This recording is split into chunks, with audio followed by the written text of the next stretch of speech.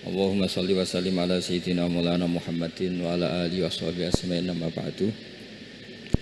Yang sangat kula hormati ya, teman Bapak kawula Kiai Haji Masbuhin Faqih,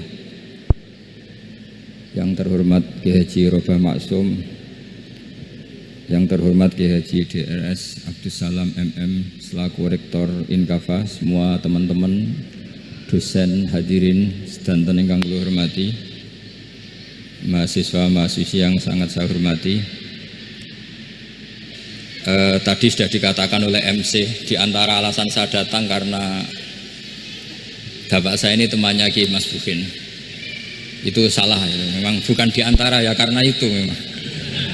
Tuh, kalau di antara ini sembrono. Karena kalau saya datang karena kalian itu dosa besar. Saya ini di rumah punya ibu sudah sepuh, punya pondok. Artinya saya punya kewajiban.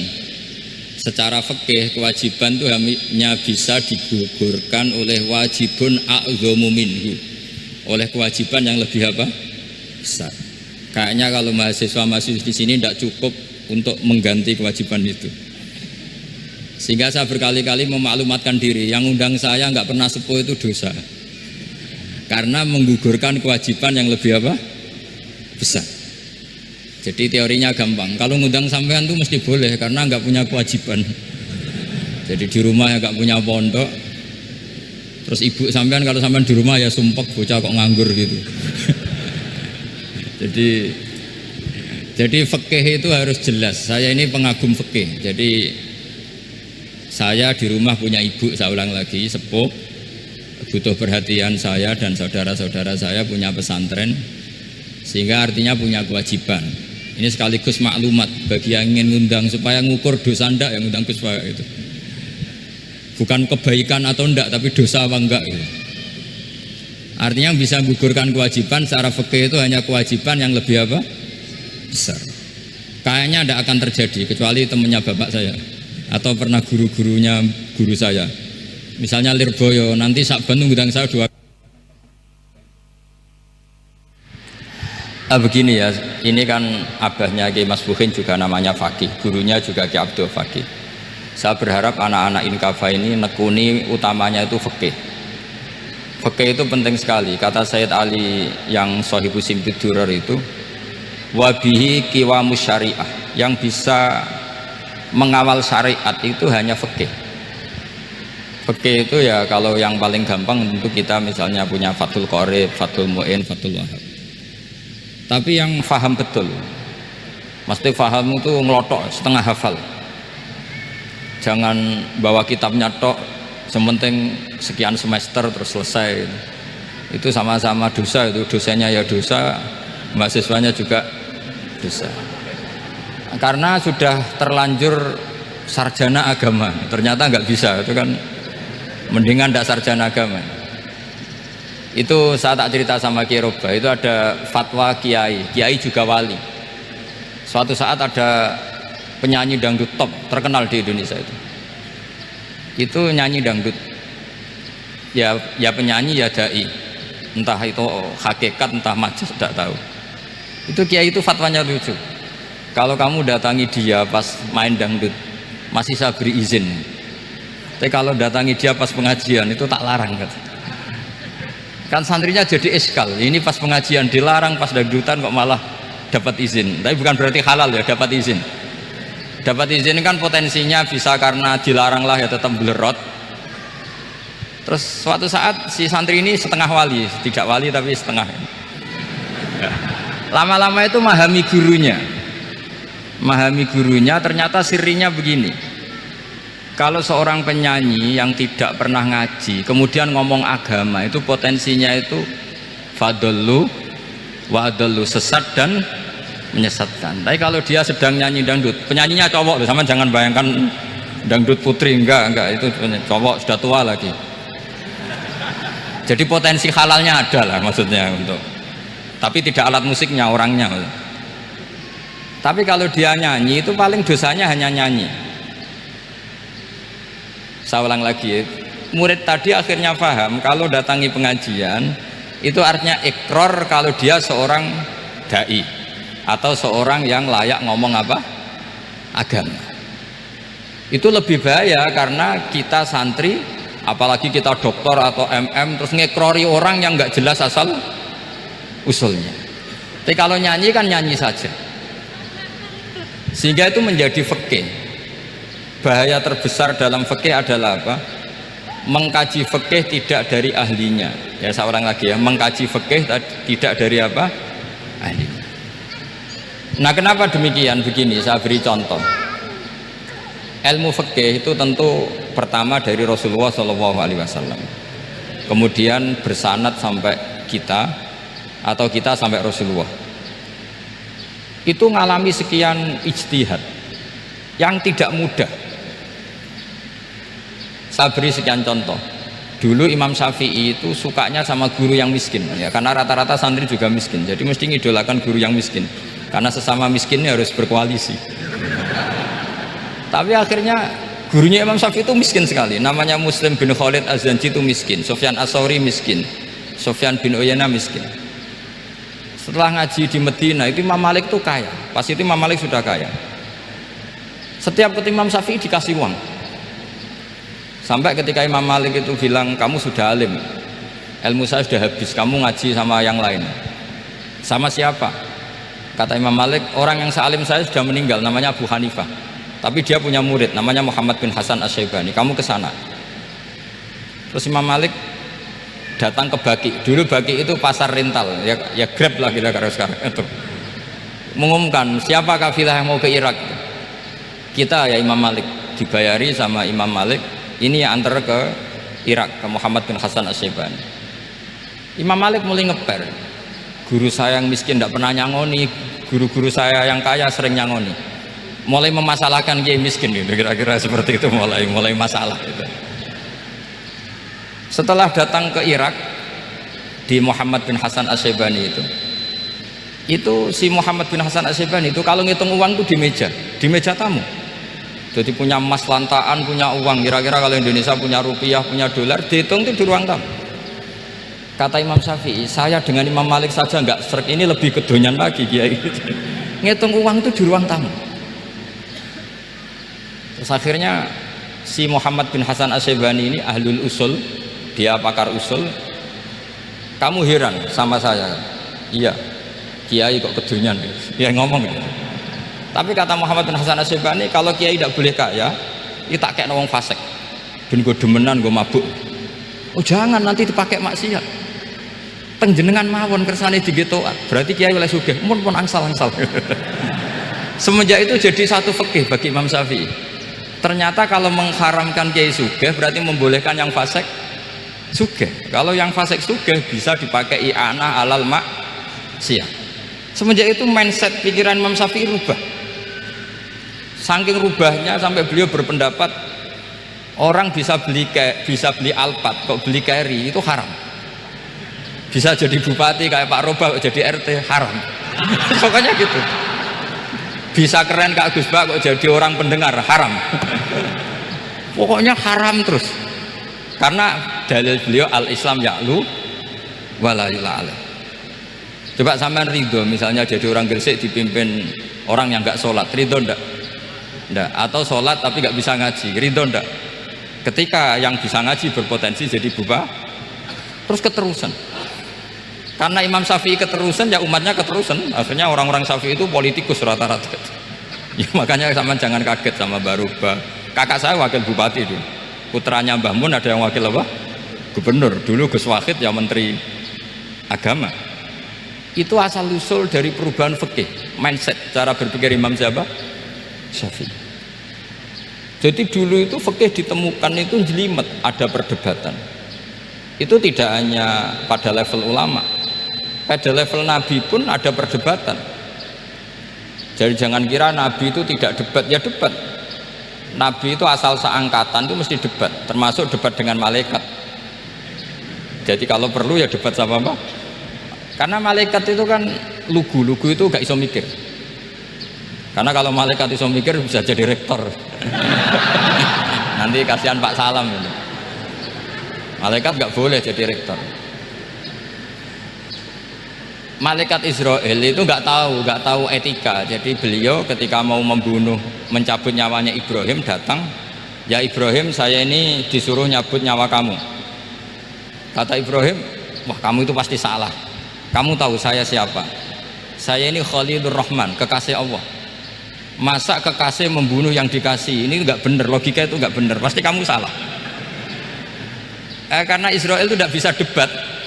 Ketika ditanya, hal ra'aita khalilan yumitu khalilah, masa kekasih membunuh yang dikasih? Saya ini Khalilur Rahman. Masa Allah mencintai saya kemudian membunuh saya? Itu logika agak benar. Tidak, keliru, kamu itu keliru. Israel akhirnya terbang lagi. Ya Allah, katanya logika saya ini salah. Karena masa kekasih membunuh yang dikasih? Karena Israel nggak pernah sekolah, nggak pernah sekolah, nggak bisa dia jawab. Akhirnya diajarin Allah. Dah kamu bilang gini ke Ibrahim, hal ra'aita khalilan yakrahu ayyalqa khalilah. Masa kekasih tidak siap ketemu yang dikasih? Dibalik logikanya. Akhirnya datang lagi ke Israel, kata Allah begini, masa jenengan kekasihnya tidak siap ketemu yang kau kasih? Oh ya oke, mati gak apa-apa. Jadi ilmu itu ngalamin perdebatan. Jadi saya datang murni karena Kiai Mas Buhin, bukan karena MC. Itu dosa besar kalau saya datang karena MC. Karena saya punya kewajiban yang lebih besar.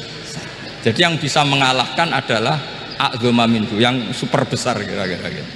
Karena jelas ada riwayat inna min abaril birri silatar rajuli ahla wuddi abi. Ya, inna min abaril birri silatar rajul ahla wuddi abi. Di antara kebaikan yang sangat baik adalah seseorang menyambung teman bapaknya. Padahal sampean kan nggak mungkin teman bapak saya. Teman saya aja nggak mungkin, nggak level apalagi bapak saya kan. Jadi malah mohal itu. Jadi ilmu itu harus mengalami satu gesekan, karena logika itu bisa dibalik. Nah, karena ilmu itu mengalami satu gesekan, satu logika yang bisa kayak iya kayak enggak, sehingga jargon di dunia ijtihad itu begini, ra'yuna shawabun yahtamilul khata' wa ra'yuka khata'un yahtamilus shawab.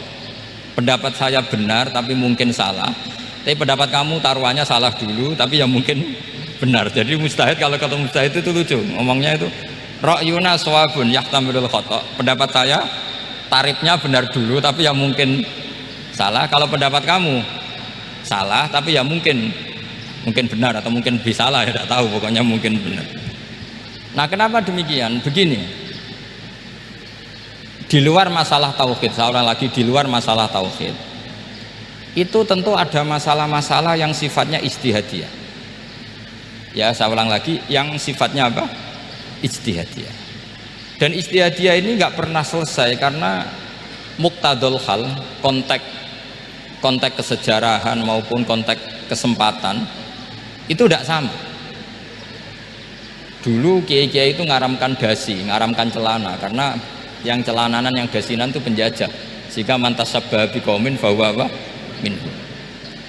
Tapi lama-lama kiai-kiai itu ya pakai dasi, pakai celana, ya karena dianggap sudah tidak mantasabbaha biqaumin fahuwa minhum.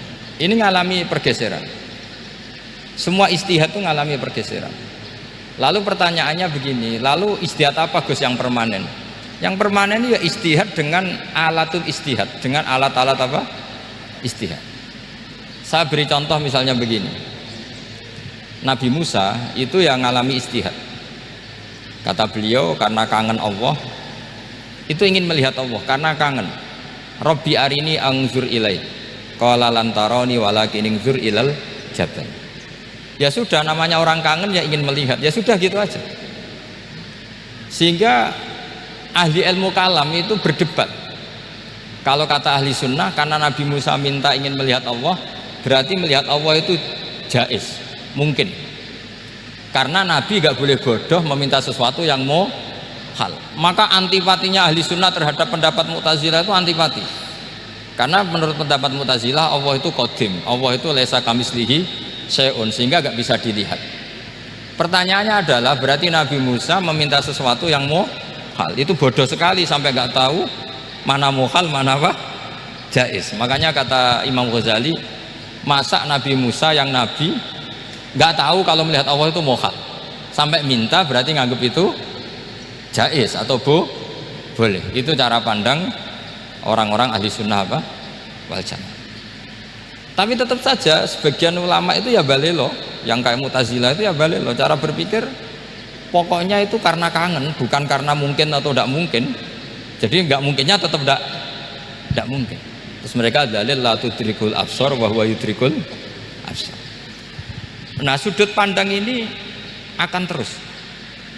Ada seorang wali ditanya, kalau kamu di surga ingin melihat Allah apa enggak? Jawabnya enggak. Kenapa aja? Kasihan Allah. Terus kenapa aja? Unazzihu dzalikal jamala an nadzari misli. Saya tidak ridho Allah yang hebat, yang keren, kemudian sing delok di rumah aku wong gresik. Koyok gak ngergani pangeran. Sebenarnya sing delok Allah ben golongane Nabi Muhammad, Nabi Ibrahim, kowe ora usah ngilangi keren maksudnya itu. Jadi ada ulama itu jadi wali kalau sholat itu karena di soft belakang, tapi jangan ditiru. Itu kan gak lazim ya, lazimnya kan afdhalus sufuf as-saful awal. Ketika ditanya kenapa kamu kalau sholat di belakang, cek GR koyok wani suwan pangeran gue ngarep, aku sungkan berarti gue gurih lagi. Kalau zaman kan karena males, bukan karena sungkan. Jadi itu artinya rasa ya. Makanya nggak bisa, nggak ada ijtihad itu tidak mungkin karena perasaannya orang itu beda-beda. Itu Sayyid Abdul Al-Haddad itu kalau ngendikan masyhur, man da'a li dzalimin bil baqa faqad ahabba yu'sawwa fi ardi. Orang yang mendoakan orang fasik masih hidup, gak mati-mati, itu berarti suka kalau Allah dimaksiati di buminya.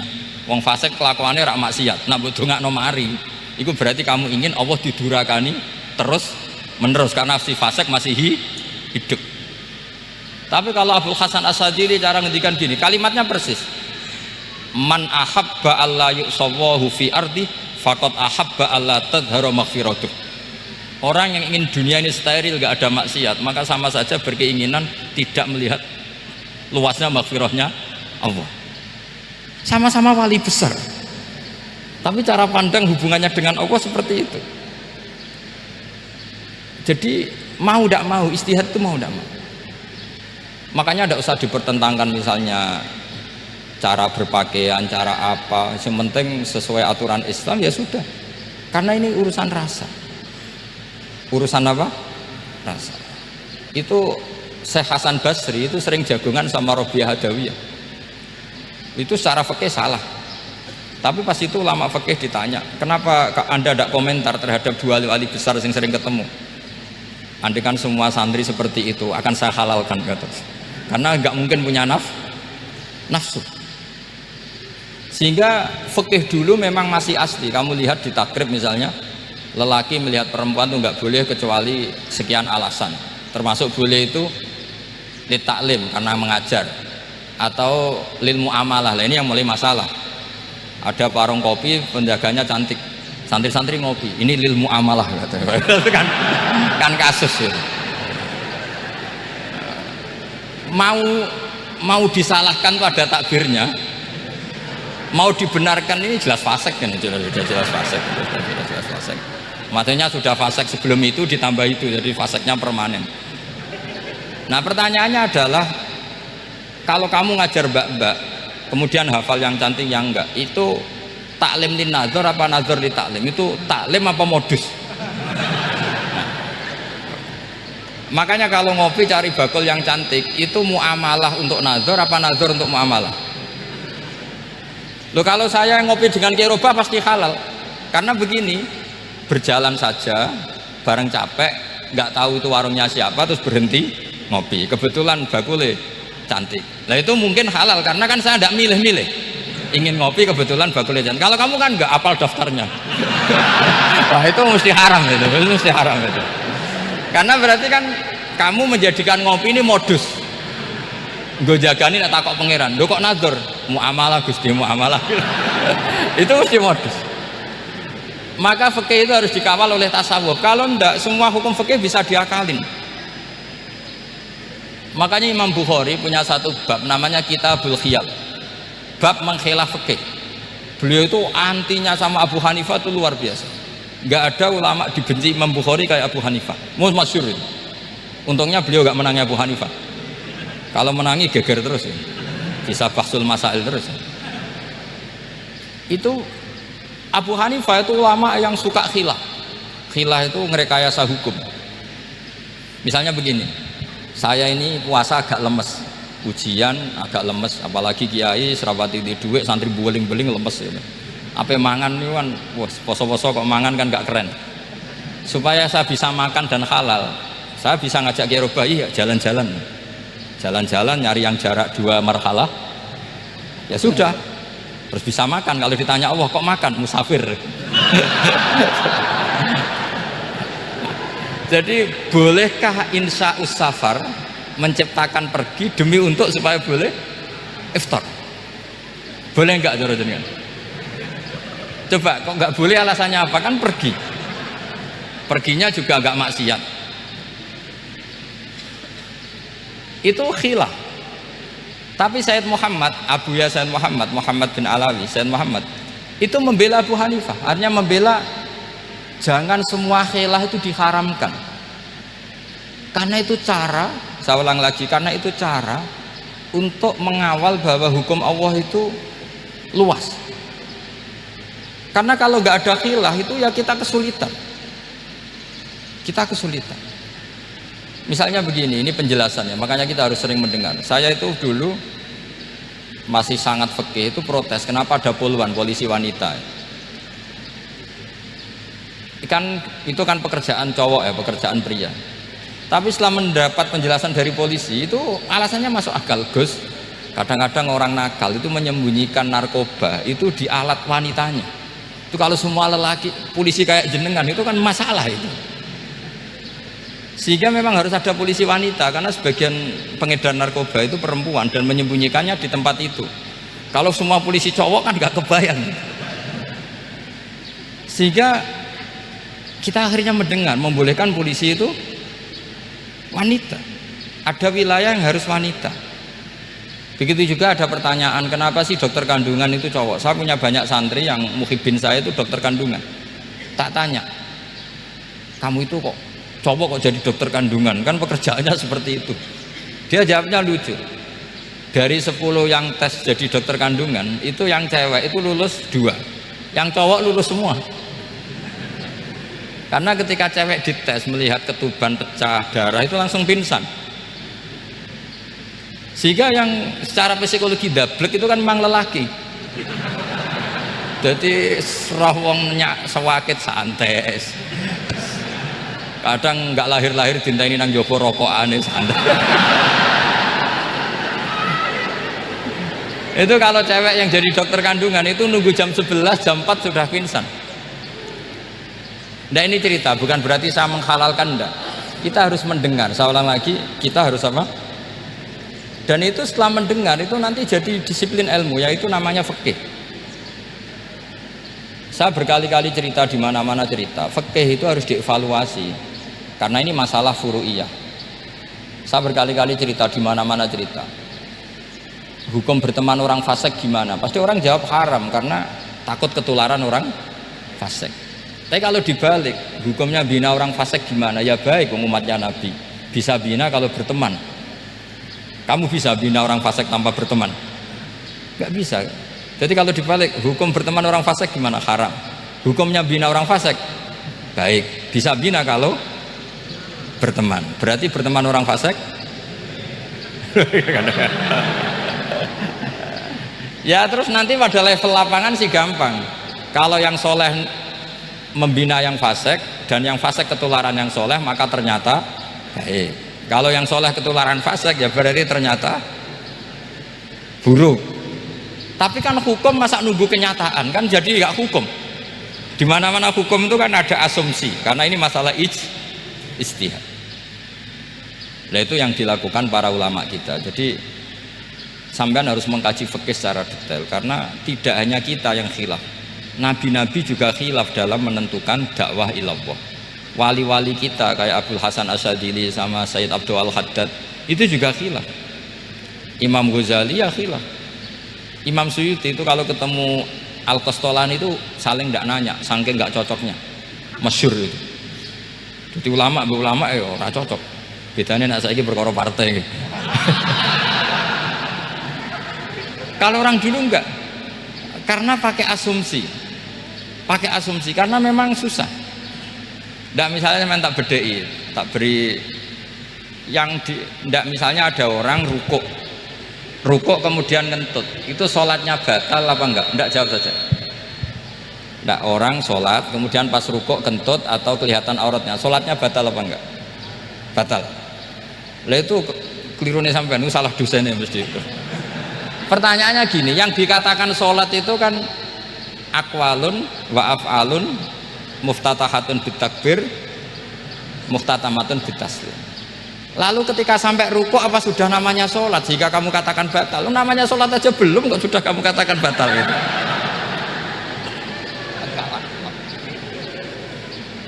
Iya kan? Jadi kalau aku mau sholat pas rukuk ngetut batal atau ora? Mestinya jawaban yang benar, ya ora sholat jadinya gitu.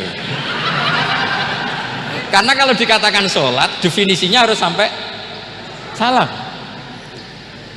Tapi kan kita nggak mungkin ngomong seperti itu, kan dianggap majnun. Padahal itu yang benar, yang punya kecerdasan. Nah makanya pertanyaannya, fikih itu ngikuti bahasa awam apa bahasa istilah?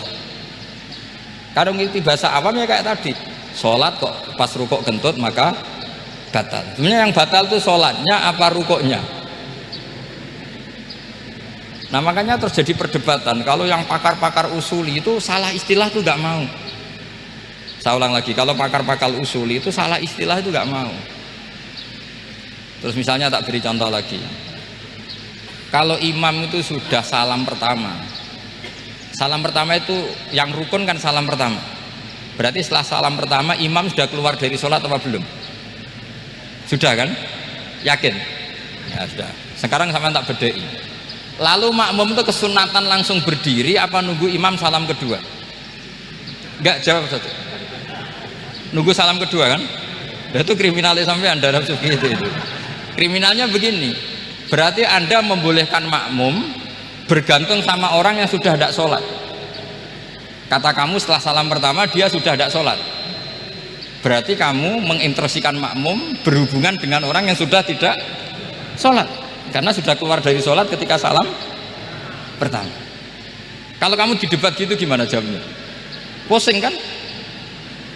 Berarti robtul makmum bisolatiman sing wis laisa fi sholatin, berarti menggantungkan sholat sama orang yang sebetulnya sudah tidak sholat. Ada yang jawab, sebagian ulama fikih tetap disunatkan menunggu salam kedua, karena salam kedua itu masih paket meskipun tidak rukun, dia paketnya selesai. Tapi selalu pertanyaannya gini, lalu setelah salam pertama itu imam masih sholat gak? Udah sama pernah dijawab toh? Nah ini pentingnya bodoh gak mikir. Jadi makanya bodoh itu barokah karena gak mikir. Jadi soalnya Rabbana ma khalaqta hadza apa? Batila. Sing bodoh ya barokah, sing pinter ya barokah. Sing ora barokah itu maksiat. Wis ora ono barokah blas.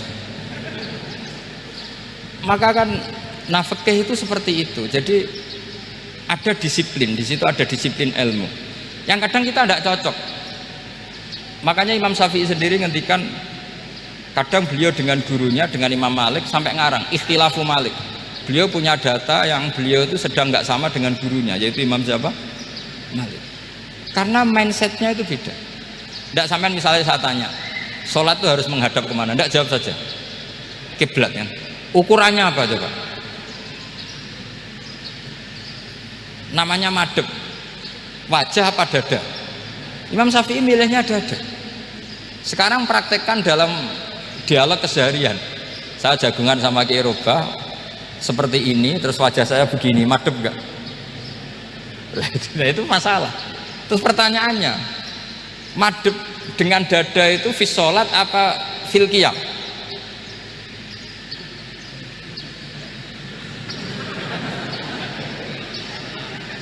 Loh enggak, kalau fi sholat pas sujud dada kamu madhep mana coba? Kamu enggak pernah mikir kan?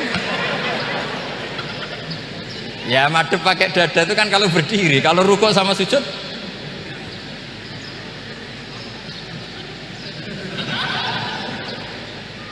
Loh itu ulama itu jelimet gitu. Makanya jarang yang menekuni profesi ulama itu. Menekuni proposal banyak karena memang susah. Jadi ulama itu orang yang cara berpikir sudah aneh. Sehingga mereka detail. Maksudnya menghadap itu apa ukurannya? Ukurannya kalau berdiri ya dada, tapi nggak bisa kamu katakan at-tawajjuh bisodri, aturan dalam sholat, fikuli sholat. Pertanyaannya lah kalau rukuk sama sujud, dadanya menghadap kemana coba? Maka itu ilmu yang sudah jelimet. Nah ulama usul fikih, ulama yang nggak mau salah per detail hukum. Sehingga menurut Imam Rafi'i, misalnya kalau beliau ditanya sujud itu gimana ya, asal watu jabhah ya sujud. Tapi kalau menurut Imam Nawawi harus melibatkan 7 apa? Anggota, yaitu al-jabhah, wal yaden, wal rukbaten, wal qadamen. Oke, Imam Nawawi kita ikuti. Tentu keseharian kita pakai Imam Nawawi, yaitu berdasar hadis umirtu an asjuda ala sab'ati a'dumin al-jabhah, wal yaden, wal rukbaten, wal qadamen. Berarti berapa? 7.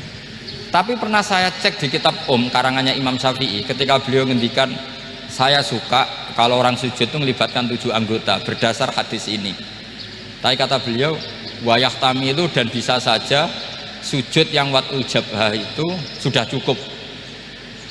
Terus kata Imam Syafi'i, limada, karena Nabi ketika sujud itu hanya ngendikan begini, sajadalaka wajhi wa sam'i wa basori. Nggak ada di hadis wayadi, warubati, wakodami. Ya sudah akhirnya, nah itu sudut pandang. Terus gugatan kedua begini, ada orang Muslim yang sujud sama berhala. Untuk menjadi murtad itu harus 7 anggota apa cukup watul jabhah alal ardi? Untuk sah menjadi murtad itu. Untuk sah menjadi murtad cukup watul jabhah alal ardi harus 7 anggota. Untuk keabsahan murtadnya itu tidak jawab. Makanya ini tugas dosen-dosen ini meminterkan ini, karena namanya sudah faqih. Faqih itu ahli fikih yang detail, namanya faqih. Kalau ini mutafaqih. Jadi bukan tafakuha tapi tafakuha, kayak tamarodo itu. Jadi wazannya nanti itu wal idhari ma laysa fil waqi'. Jadi ini bukan gojlok, ini memang marah saya ini. Jadi kalau sudah pakai gelar fakih harus fakih betul. Karena ilmu fikih itu sebetulnya gampang. Sampai kalau ngaji i'anah itu kelihatan fikih itu gampang karena ada logika yang terbangun. Misalnya begini, orang kalau tawaf itu disuruh agak jauh dari Ka'bah. Jangan sampai nginjak sadarwan. Karena sadarwan itu pondasi itu ikut Ka'bah. Kenapa begitu? Ya jenenge ra muteri Ka'bah, ide-ide Ka'bah. Jadi sebenarnya sederhana logikanya.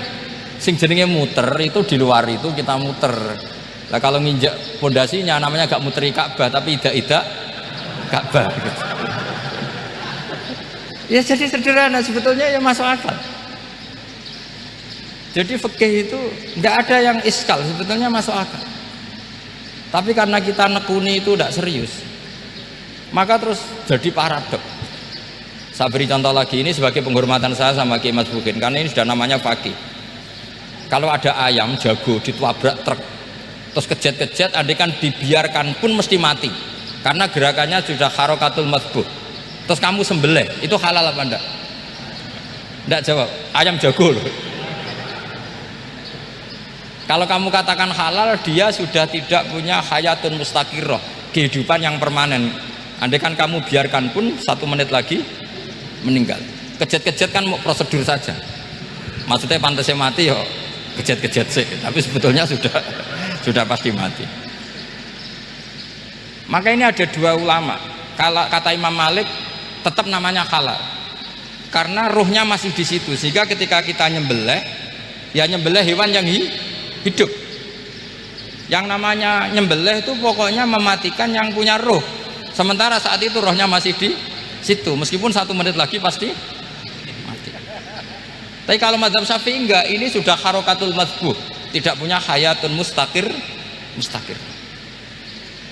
Sehingga dalam perdebatan ulama fikih itu lucu, kadang ya gampang-gampang gampang-gampang mangkel no. Misalnya begini, kalau ada anak lahir tidak ada amaratul hayat, nggak nangis, nggak bernafas, sunat disolati apa enggak? Siktun itu, siktun sing layas tahillu walayas, langsung lahir langsung mati, nggak ada amaratul hayat. Rata mikir tuh, itu tidak wajib disolati. Alasannya, ya kan memang sholat alal mayit kan tidak pernah hidup. Di mana-mana mayit itu setelah hidup mati. Ini kan tidak pernah hidup. Namanya ya qit'atul lahmin, ya potongan daging itu aja. Enggak. Jadi kadang fikih diwaca tenan jebule mangkel no. Terus ketika di kitab Minhajut Thalibin itu, kalau kamu keluar mani itu wajib mandi enggak? Wajib kan? Kalau keluar mani inzal itu kan wajib mandi. Nah, kenapa nifas atau wiladah keluar bayi? Kenapa ibu-ibu kalau keluar bayi wajib mandi? Alasannya lucu. Li'annal walad maniyun mun akidun. Ini kan wis mani cuma mengkristal. Jadi kadang fikih mangkel. Apa ya kok? Sembrono gitu. Masuk wajib mandi wiladah itu karena apa? Li'annal walad maniyun mun akidun. Iku mani sing wis mengkristal. Mani sing wis jelalatan lah, lahir nangis macam-macam. Jadi ternyata karena kenapa fikih butuh alasan nyari hadis tentang keluar anak mandi itu nggak ada yang sorry, yang ada adalah tentang inzal, innamal ma' minal. Akhirnya dicari-cari ternyata walad itu maniyun munakid. Lah ini problem fikih. Sampean harus siap dengan pelajaran seperti ini, meskipun sampean mungkin wong priayi, tapi ini ilmu. Ya, saya ulang lagi, ini ilmu. Sehingga ulama itu mau tidak mau harus mau mendengar. Karena logika yang terbangun itu nunggu kalau mendengar. Kayak tadi, malaikat Israel baru sadar, masa kekasih bunuh yang dikasih, masuk akal. Iso mikir juga Israel.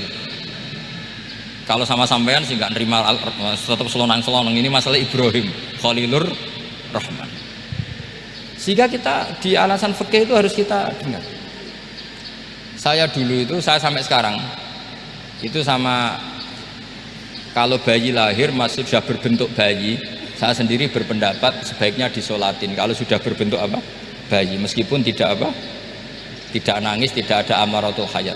Kan yang digugurkan itu wajibnya, bukan masalah boleh dan tidak. Itu banyaklah perdebatan ulama di bab itu.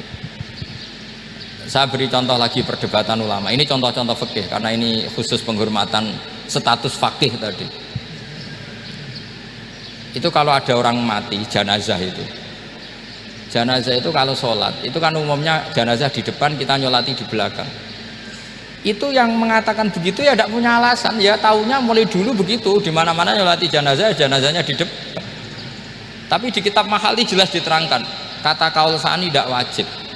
Alasannya ya lucu, fa innal janazah laisat bi imamin. Jenazah itu tidak imam, kenapa harus di depan? Kan kacau kan? Lu coba alasannya di depan apa? Dia ada imam kok. Nah, barokahnya fikih itu, sehingga kita melihat di Arab Saudi sekarang itu jenazah kan di belakang, tapi kita tetap nyolati apa? Mayit. Kalau di Arab Saudi musim haji itu jenazahnya di kamar mayit, tapi kita nyolati. Itu satu-satunya takbir ya tadi, fa innal janazah laisat bimanzilatil imam. Tapi jangan praktekkan, nanti dia kepaliran sesat tuh. Saya hanya cerita ilmu, jangan dipraktekkan. Kalau dipraktekkan pasti jadi aliran sesat. Mono jenazah ning mburi mame kok ngarep aliran sesat. Sebetulnya bukan sesat gitu. Uji coba fikih. Ya karena tadi fa innal janazah laisat bimanzilatil. Bukti lagi kalau sampean sholat ghaib. Sholat ghaib ini misalnya mayitnya di Surabaya, boleh nggak sholat ghaib di sini? Terus jenazahnya di belakang kamu apa depan kamu? Nah ini kan fikih itu pokoknya gitu. Makanya standar furu'iyah itu susah karena perdebatannya itu mirip-mirip, kayak iya, kayak tidak, kayak. Makanya dulu zaman sahabat, ada sahabat itu mencintai Rasulullah, senengannya sowan, bukti cinta sowan. Banyak juga yang sahabat bukti cinta Nabi itu tidak pernah sowan. Alasannya ganggu. Kenapa kamu jarang sowan Nabi? Saya sering jamaah sama Nabi, saya tidak pernah sowan. Kenapa? Ganggu. Biar Nabi kalau di rumah sama anak istrinya, saya tidak mau ganggu. Makanya saya termasuk kiai yang gak pati seneng disowani. Karena ya itu tadi. Kalau mulang seneng saya, kalau disowani biasa saya. Kalau kiai roba itu nilai, nak pernah sepuh jadi rasuan nilai. Jadi beda. Saya sering ditilii kiai-kiai sepuh. Tapi bahasanya tentu tidak sowan, tapi nopo nilai. Kalau sowan itu banyak. Ketika Rasulullah wafat, itu separuh sahabat hampir mayoritas, ya Rasulullah, kita semua ingin kita dulu yang meninggal karena engkau begitu penting. Maka jangan meninggal dulu, kita yang meninggal. Kalau kita yang meninggal itu nggak apa-apa, tapi kalau engkau penting jangan meninggal. Tapi ada saja sahabat lah, tidak seperti itu. Saya suka Rasulullah meninggal dulu. Alasannya masuk akal. Biar Allah menyaksikan saya kama usaddikuhu hayyan usaddikuhu maitan. Allah biar menyaksikan saya iman kepada Nabi ketika masih hidup, dan saya buktikan setelah mati pun, setelah meninggal pun, setelah wafat pun iman.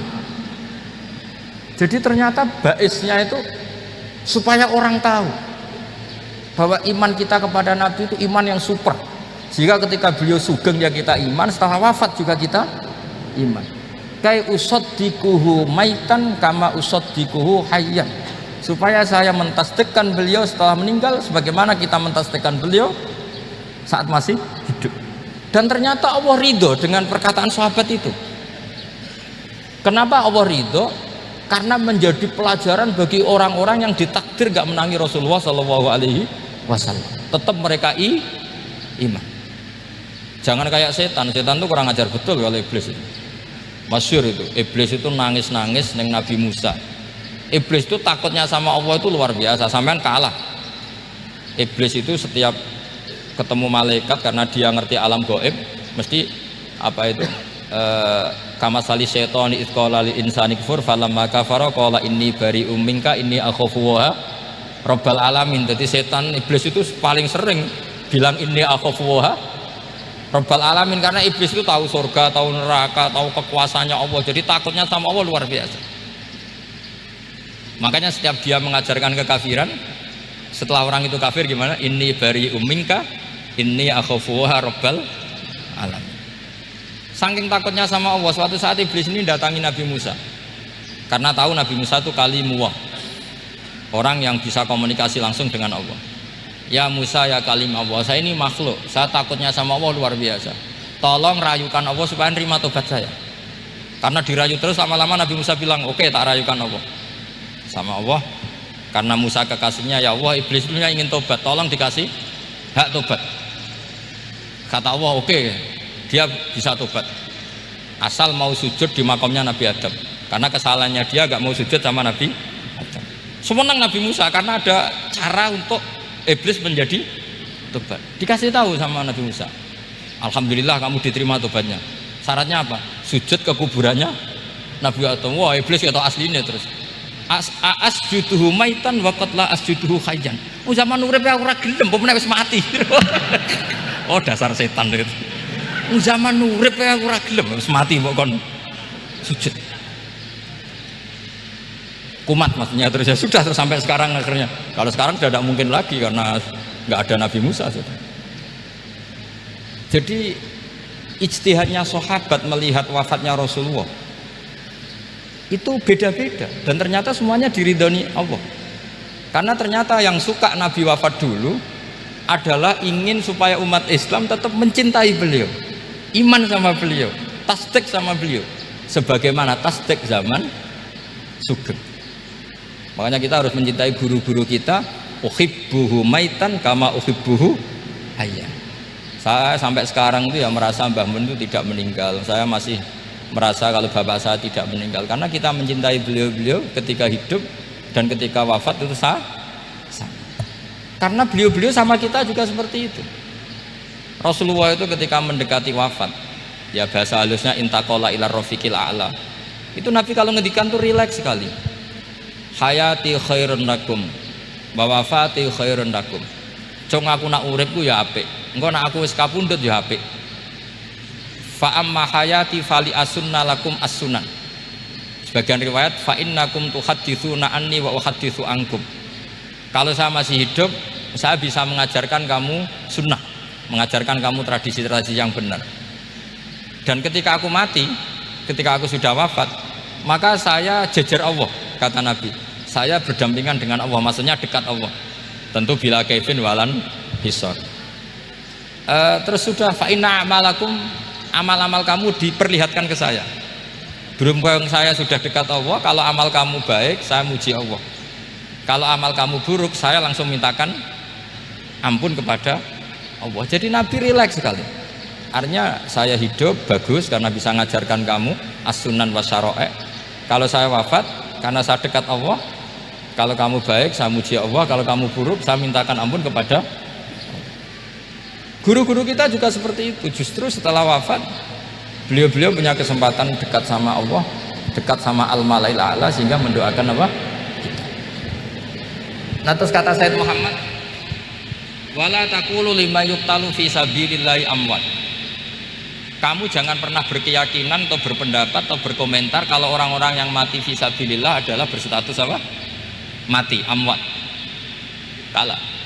Terus kata Sayyid Muhammad, hadza li amati syuhada. Ketentuan ini bagi umumnya syuhada. Artinya gini, umumnya syuhada saja tidak berstatus amwat, apalagi hadza Rasulullah sayyidul syuhada, sayyidul anbiya, sayyidul mursalin, tentu tidak pernah berstatus amwat. Ya, saya ulang lagi ya, jadi zaman cara berpikir amatus syuhada, syuhada yang umum saja berstatus hidup, tidak boleh distatuskan amwat, apalagi Rasulullah itu sayyidus syuhada, sayyidul anbiya, maka status beliau pasti hayyun la yamut, pasti beliau itu hidup tidak. Dan karena beliau itu asfaq, sangat sayang kepada kita, sebagaimana zaman beliau hidup itu sayang kepada kita sampai nangis-nangis minta hak syafaat, maka setelah meninggalkan pun beliau pasti sayang kita dan pasti berusaha supaya kita diampuni oleh Allah Subhanahu wa ta'ala. Sehingga ada sahabat yang tadi berpendapat, kalau saya nggak masalah Nabi wafat dulu, supaya Allah menyaksikan saya usaddiquhu maitan kama usaddiquhu hayyan. Jadi ini cerita ya, cerita sudut-sudut pandang. Jadi saya mohon kalau mengkaji fikih itu harus detail, minimal takrib itu setengah hafal, supaya konstruksi ilmu itu utuh.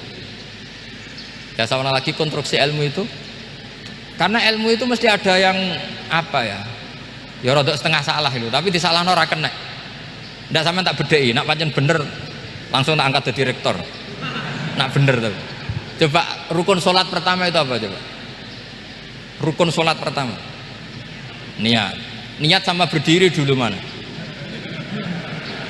Ayo niat dulu baru berdiri, apa berdiri dulu baru niat? Berarti niat sama berdiri dulu mana? Rubah kan? Artinya kita mau bilang tartib urutannya niat, berdiri, takbir, gak bisa. Yang dikatakan niat itu apa? Qasdus syai' muqtaronan bifi'lihi. Berarti niat sama takbir harus bareng apa urutan? Bareng. Terus dengan qiyamnya urutan apa bareng? Bareng apa urutan? Loh enggak, kalau urutan berarti takbir dulu, duduk, baru berdiri. Nah maka seperti ini itu mau tidak mau kita salah, dikatakan tartib ya salah, dikatakan serentak ya salah. Cuma karena kita bodoh, gak tahu mikir itu, alhamdulillah kan di situ itu. Lo coba niat sholat, niat, takbir, qiyam dulu mana? Niat, takbir, qiyam dulu mana coba? Dulu qiyam. Nggak ada kitab yang mengatakan arkanus sholat awaluha.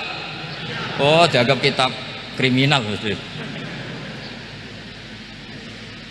Makanya ngendikane ulama-ulama di sarah-sarah, mau tidak mau sebagian istilah itu tasamuh itu wis digawe gampang, ngono kok repot.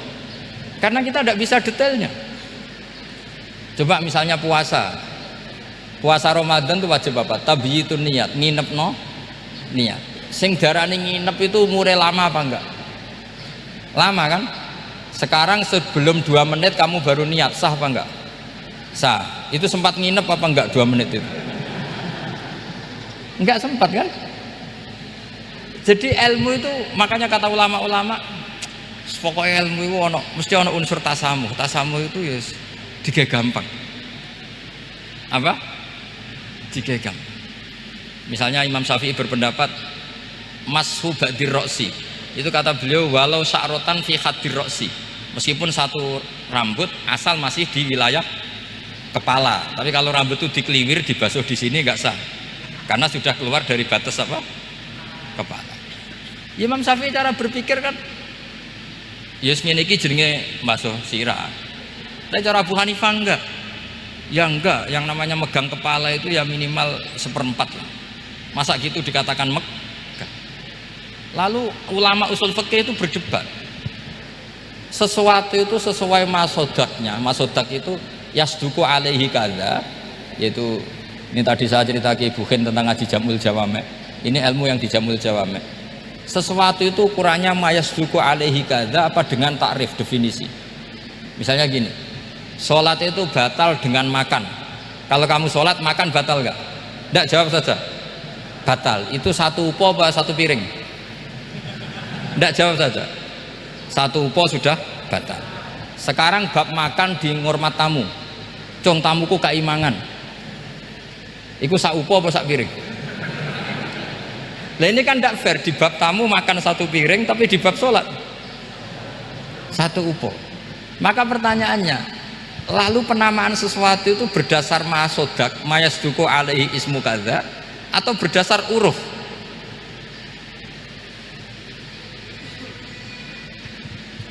Ukurannya apa coba?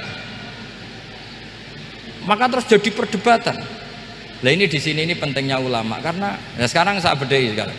Cengkeh itu wangi apa enggak? Kategorinya cengkeh. Wangi kan, kalau orang bikin kue tar pasti pakai apa? Cengkeh. Pakai wedang ronde supaya manis, apa wangi dikasih apa? Cengkeh. Nah itu saya berkali-kali cerita, pernah mau dipikirkan orang ihram itu nggak boleh rokok karena dianggap pakai apa? Mewangi karena ada apa? Cengkeh. Tapi terus didebat, kalau gitu berarti orang Jumatan sunat rokok karena Jumatan disunatkan pakai pewangi. Wah itu kan akhirnya tuh, wah iya repot ya. Jadi kalau cengkeh kamu kategorikan wewangen, yang orang ihram nggak boleh rokok karena pakai cengkeh yang wangi, konsekuensinya orang Jumatan sunat rokok karena berarti di masjid pakai apa? Pewangi. Kan sesat semua ya, jadi itu ilmu.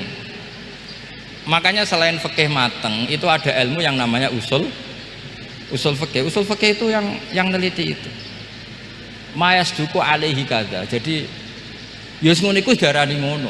Saurang lagi ngono iku wis darani ngono, ora perlu roh detail.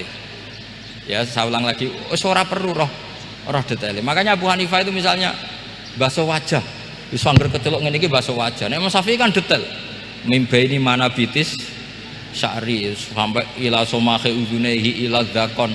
Terus mana bitis sya'ri Imam Syafi'i nambah apa? Ghaliban. Kenapa ditambah ghaliban? Karena kalau orang budak mana bitis sya'rinya di sini. Jadi itu fikih. Jadi fikih itu jelimet. Padahal kita ini nggak pernah berpikir secerdas Imam Syafi'i, tapi akhirnya ya mikir juga. Nah, gak ditambah ghaliban, mana bitis sya'rinya orang budak kan? Sini.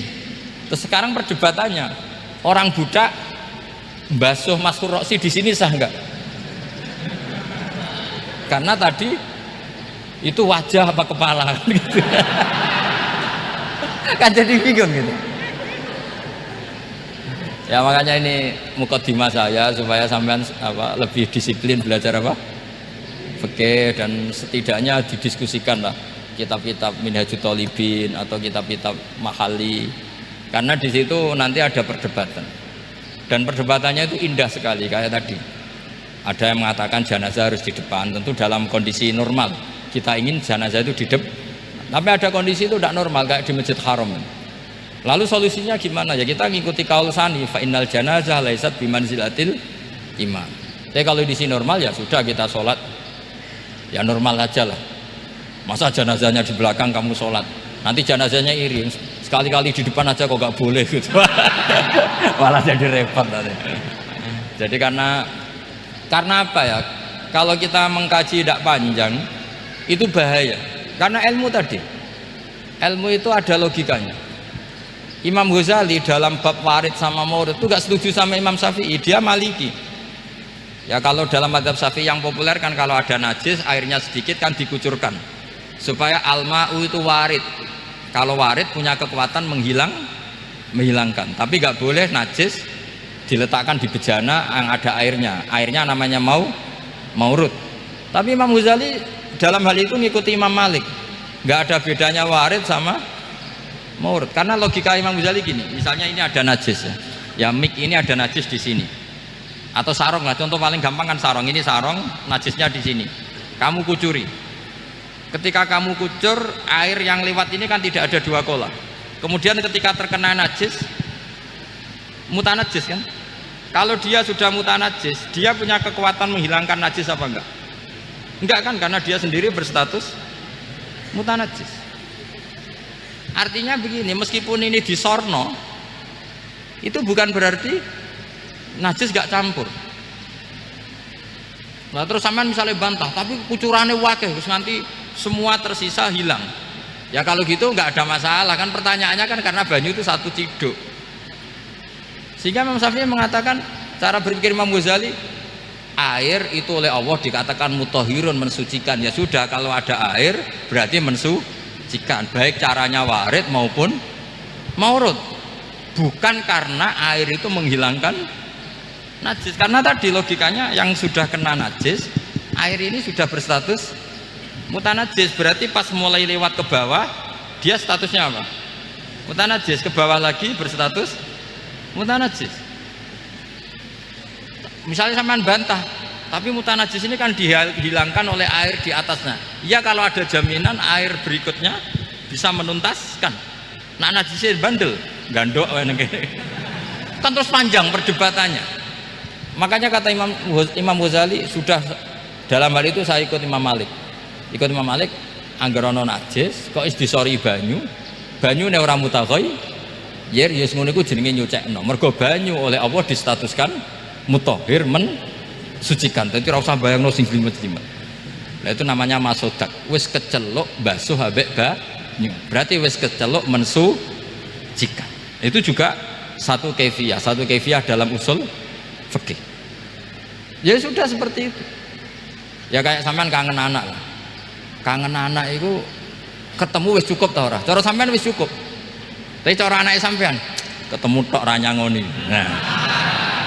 Lalu ukurannya itu ukuran anak apa ukuran orang tua? Enggak ukuran anak apa ukuran orang tua? Definisi ketemu lalu. Ukuran orang tua apa ukuran anak? Sama khilafnya ulama. Ini terakhir, contoh terakhir dari saya. Fasyamu salasati ayyamin fil haji wa sab'atin idza raja'tum.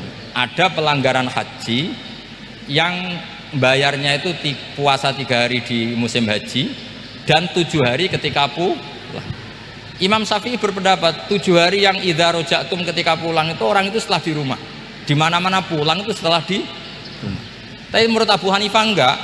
Asal sudah balik kanan dari Mekah, dia di perjalanan puasa sudah sah. Karena bagi penduduk Mekah, kalau kamu sudah balik kanan namanya pulang. Seperti ini saya nanti, setelah acara saya pulang. Pasti Kiai Roba kalau ditanya, Gus Bak kemana? Sudah pulang. Tapi tanyakan istri saya. Jadi orang sini kalau saya sudah pamit, sampean bilang saya pulang enggak? Gus Bak kemana? Sudah pulang. Tapi tanyakan istri saya. Belum pulang. Lalu ukurannya ini jenengan apa istri saya? Lah mau nggak mau, karena Allah hanya ngendian wasab'atin idza raja'tum, dan 7 hari ketika kamu sudah pulang. Ukurannya siapa coba? Ukurannya penduduk Mekah apa keluarganya? Kalau ukurannya penduduk Mekah, asal orang haji sudah cabut ya disebut pulang. Tapi kalau ukurannya keluarga, asal belum sampai rumah belum disebut pulang.